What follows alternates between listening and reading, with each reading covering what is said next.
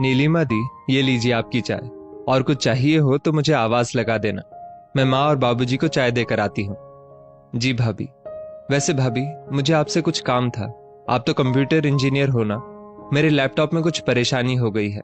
अपने घर पर होती तो राहुल इसे तुरंत ही सही कर देते, पर मुझे तो इसके बारे में कुछ भी नहीं आता।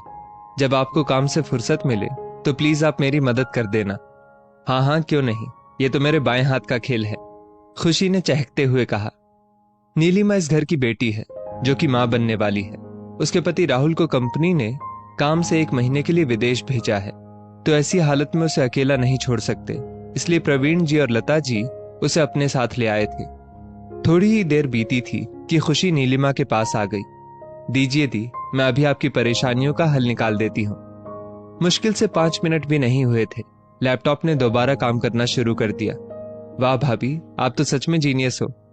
वैसे भाभी, आप तो शादी से पहले नौकरी करती थी ना, फिर आपने शादी के बाद काम क्यों छोड़ दिया?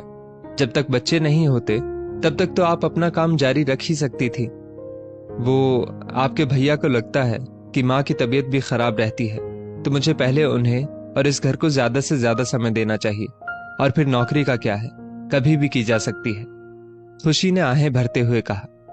नीलिमा को याद आया जब वो अपने भाई रोहित के लिए खुशी का हाथ मांगने गए थे, तब प्रवीण और लता जी ने सबके सामने कहा था कि हमारी तो बेटी भी शादी के बाद नौकरी करती है, फिर हमें भला खुशी के नौकरी करने से क्या एतराज।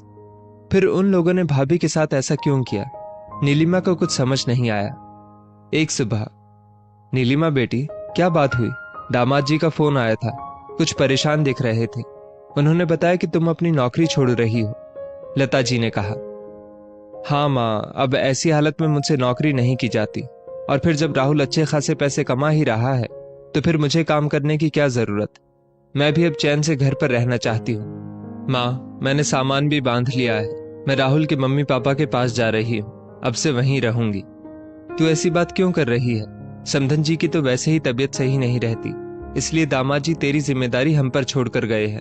और रही बात नौकरी की, तो चल तू मत कर, पर जब तक घर बैठ वर्क फ्रॉम होम चल रहा है तब तक तो तू कर ही सकती है। बेटा, लड़की हो या लड़का, दोनों को ही शादी के बाद भी नौकरी करने का पूरा हक है। और फिर तुझे क्या हमने इसी दिन के लिए पढ़ाया लिखाया था कि तू घर पर बैठ जाए?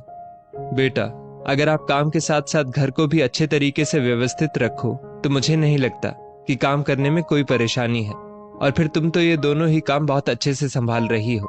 मैंने कई बार समधन जी और दामाद जी से तेरी तारीफ भी सुनी है। माँ, फिर आपने कैसे सोच लिया कि खुशी भाभी ये सब शादी के बाद नहीं कर पाएंगी? उनके माता पिता ने भी तो उन्हें खूब पढ़ा लिखा कर कंप्यूटर इंजीनियर बनाया होगा, और फिर उन्होंने तो शादी भी एक ऐसे परिवार में की थी जहां बहू के नौकरी करने से कोई परेशानी ना हो। फिर आपने और भैया ने भाभी को नौकरी क्यों नहीं करने दी? लता जी को अपनी गलती का एहसास हो जाता है। एक सुबह, दही शक्कर खाकर जा, फिर देखना मेरी होशियार बहू को सेलेक्ट होने से कोई नहीं रोक सकता। ऑल द बेस्ट भाभी, पीछे से आकर नीलिमा ने कहा। सच, अगर आपके जैसी ननद हो तो हर भाभी के जीवन में सिर्फ खुशियां ही खुशियां आती है। आप अपना और छोटू मास्टर का ख्याल रखना। मैं जल्दी से इंटरव्यू देकर वापस आती हूँ। दोस्तों, इस स्टोरी को लेकर आपकी क्या राय है नीचे कमेंट करके जरूर बताइएगा।